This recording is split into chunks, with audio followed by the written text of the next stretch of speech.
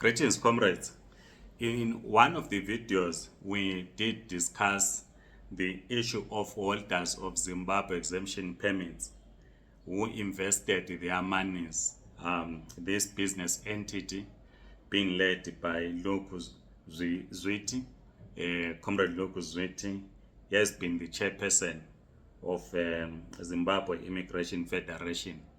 When we spoke to some comrades in the Zimbabwe Immigration Federation, they said they have a board. Then Luke was the chairperson of a committee.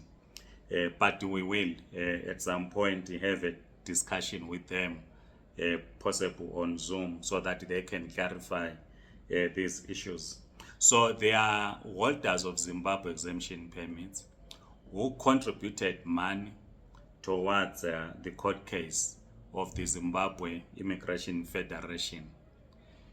When they were contributing money, they then were told, this is what the ZEP current leadership will explain later on in some other video, that then a business entity was then set up where people made contributions.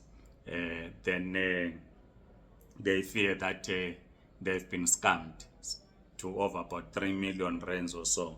It has been trending. So here I got this from the Facebook page of Ezra Banda. Most of you know him.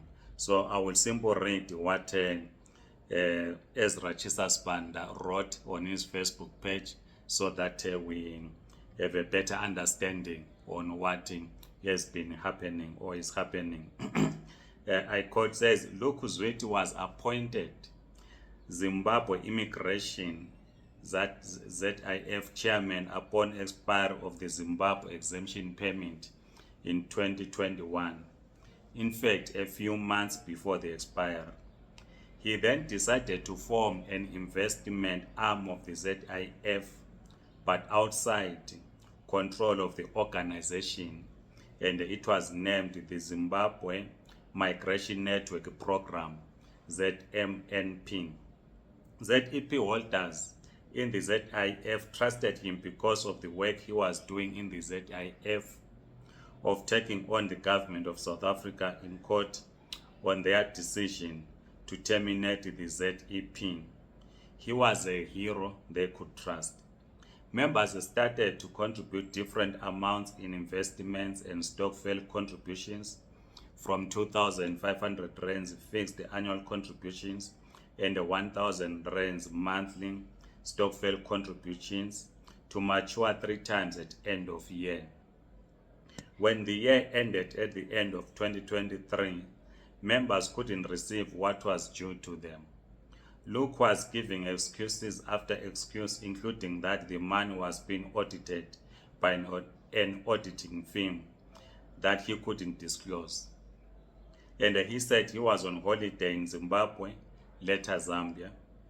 And when members became more reckless, he claimed that he had moved to Canada, later saying he was in Canada for a visit.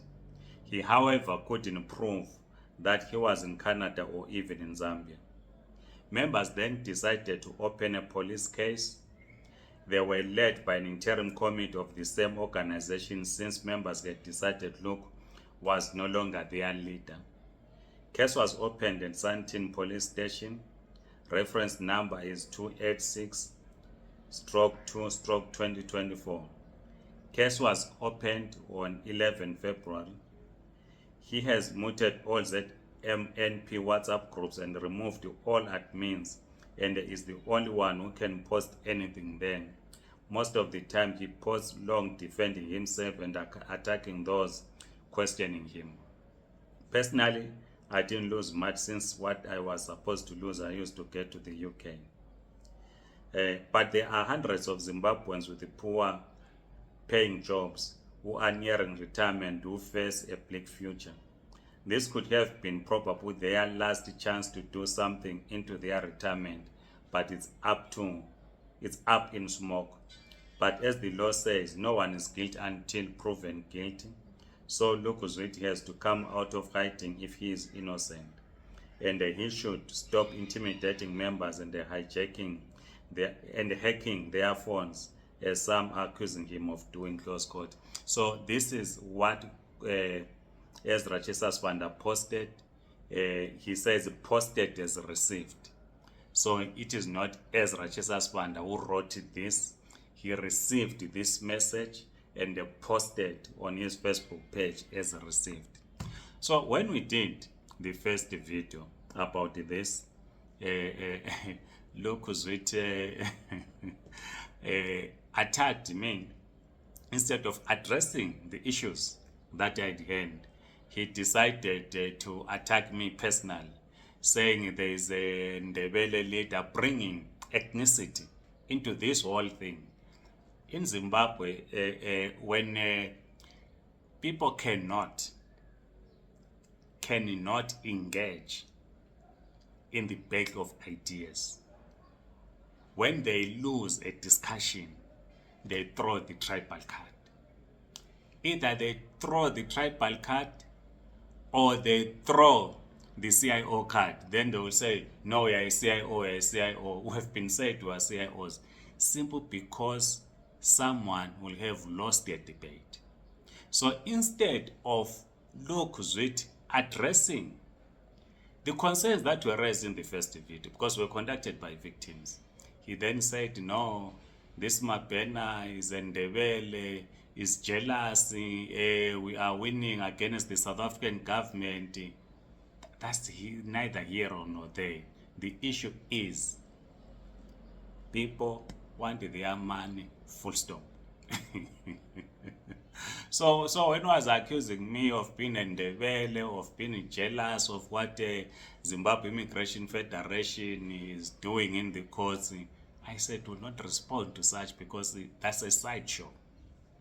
The issue is people trusted you with their man, and you have disappeared with their man. That's the issue. So this is what one person forwarded that to Ezra Chesaswanda. But like I said, we will at some point have a discussion with the leadership of the Zimbabwe Immigration Federation. They said they have a board. Their organization is led by a board. Then there is a committee which Luke was leading. So when we produced that video, they were unhappy because they were saying, why am I saying that Luke is the chairman of Zimbabwe Immigration Federation? They never informed us, because I asked them whether they have a public statement, issued a public statement that Luke had resigned from the Zimbabwe Immigration Federation. There was no such statement. So some of us, we do not have the gift of prophecy to prophesy that, no, that one is no longer there. We don't have such. But please like this video, write in the comment section, subscribe to this YouTube channel. If you're on TikTok, please do follow us. Otherwise, goodbye.